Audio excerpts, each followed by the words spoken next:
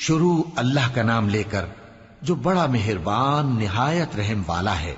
یاسین، قسم ہے قرآن کی جو حکمت سے بھرا ہوا ہے۔ اے محمد صلی اللہ علیہ وآلہ وسلم، بے شک تم پیغمبروں میں سے ہو، سیدھے رستے پر ہو۔ یہ قرآن غالب و مہربان کا نازل کیا ہوا ہے تاکہ تم ان لوگوں کو جن کے باپ دادا کو خبردار نہیں کیا گیا تھا خبردار کر دو کہ وہ غفلت میں پڑے ہوئے ہیں۔ ان میں سے اکثر پر اللہ کی بات پوری ہو چکی ہے، سو وہ ایمان نہیں لائیں گے۔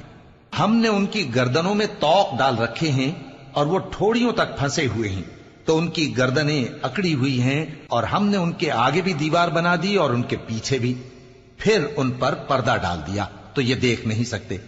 اور تم ان کو خبردار کرو یا نہ کرو، ان کے لیے برابر ہے، یہ ایمان نہیں لائیں گے۔ تم تو صرف اس شخص کو خبردار کر سکتے ہو جو اس نصیحت یعنی قرآن کی پیروی کرے اور رحمان سے غائبانہ ڈرے، سو اس کو مغفرت اور بڑے ثواب کی بشارت سنا دو۔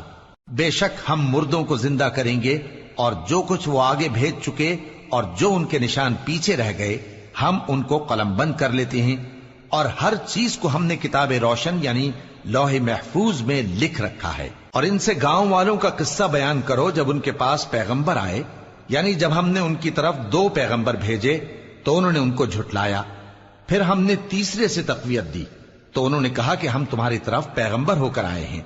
وہ بولے کہ تم اور کچھ نہیں مگر ہماری طرح کے آدمی ہو، اور رحمان نے کوئی چیز بھی نازل نہیں کی، تم محض جھوٹ بولتے ہو۔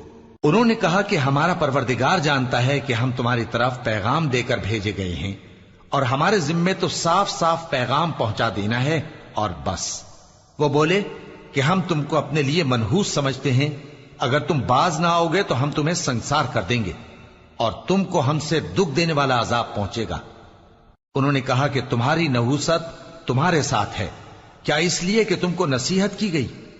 نہیں، بلکہ تم ایسے لوگ ہو جو حد سے تجاوز کر گئے ہو۔ اور شہر کے پرلے کنارے سے ایک آدمی دوڑتا ہوا آیا، کہنے لگا کہ اے میری قوم، پیغمبروں کے پیچھے چلو، ایسوں کے جو تم سے صلہ نہیں مانگتے اور وہ سیدھے رستے پر ہیں۔ اور میں کیوں اس ذات کی پرستش نہ کروں جس نے مجھے پیدا کیا اور اسی کی طرف تم کو لوٹ کر جانا ہے؟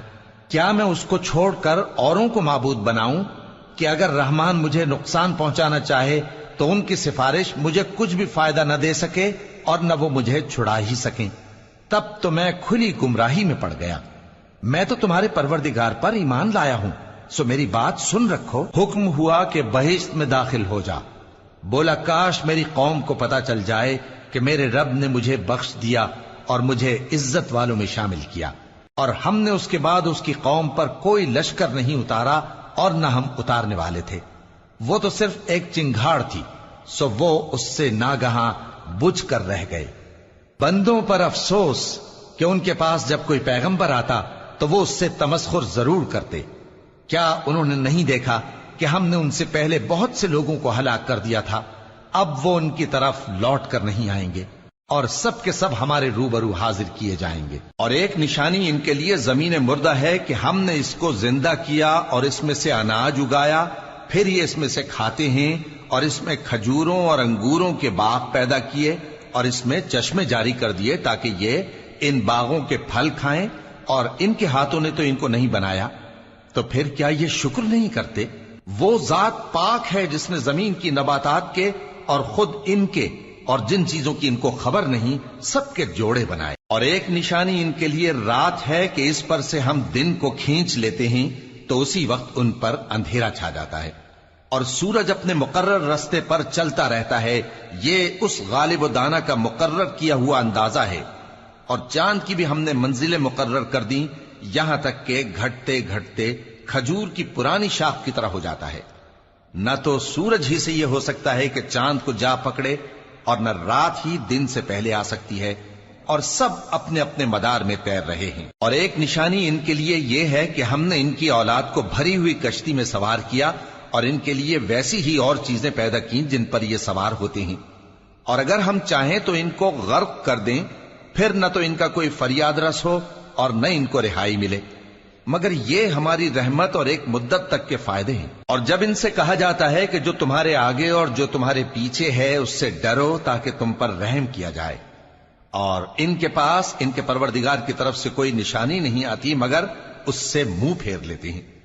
اور جب ان سے کہا جاتا ہے کہ جو رزق اللہ نے تم کو دیا ہے اس میں سے خرچ کرو، تو کافر مومنوں کے متعلق کہتے ہیں کہ بھلا ہم ان لوگوں کو کھانا کھلائیں جن کو اگر اللہ چاہتا تو خود کھلا دیتا، تم تو کھلی گمراہی میں ہو۔ اور کہتے ہیں اگر تم سچ کہتے ہو تو بتاؤ یہ وعدہ کب پورا ہوگا؟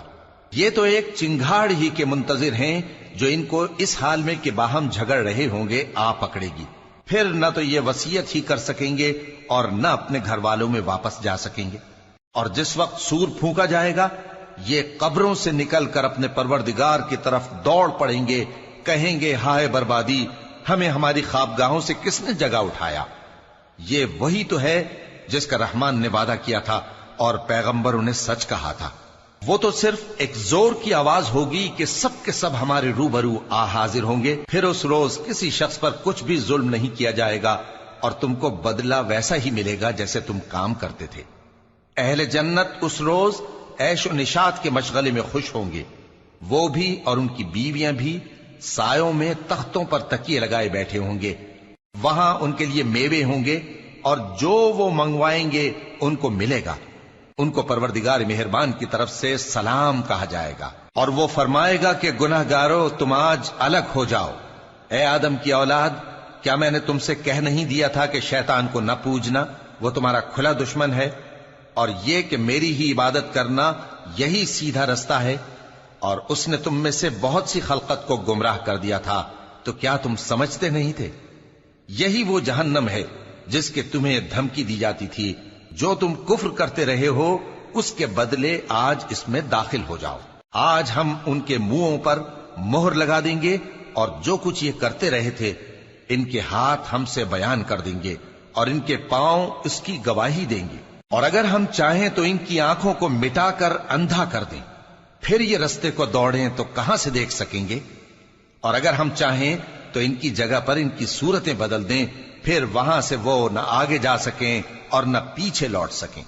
اور جس کو ہم بڑی عمر دیتے ہیں تو اسے تخلیق میں اوندھا دیتے ہیں، یعنی اسے بچپن کی کمزوری والی حالت کی طرف لوٹا دیتے ہیں۔ تو کیا یہ سمجھتے نہیں؟ اور ہم نے ان کو یعنی اپنے پیغمبر صلی اللہ علیہ وآلہ وسلم کو شعر گوئی نہیں سکھائی، اور نہ وہ ان کو شایع ہی ہے، یہ تو محض نصیحت ہے اور صاف صاف قرآن ہے، تاکہ اس شخص کو جو زندہ ہو خبردار کرے اور کافروں پر بات پوری ہو جائے۔ کیا انہوں نے نہیں دیکھا کہ جو چیزیں ہم نے اپنے ہاتھوں سے بنائیں ان میں سے ہم نے ان کے لیے مویشی پیدا کر دیے اور یہ ان کے مالک ہیں، اور ان کو ان کے قابو میں کر دیا تو کوئی تو ان میں سے ان کی سواری ہے اور کسی کو یہ کھاتے ہیں، اور ان میں ان کے لیے اور فائدے اور پینے کی چیزیں ہیں، تو کیا یہ شکر نہیں کرتے؟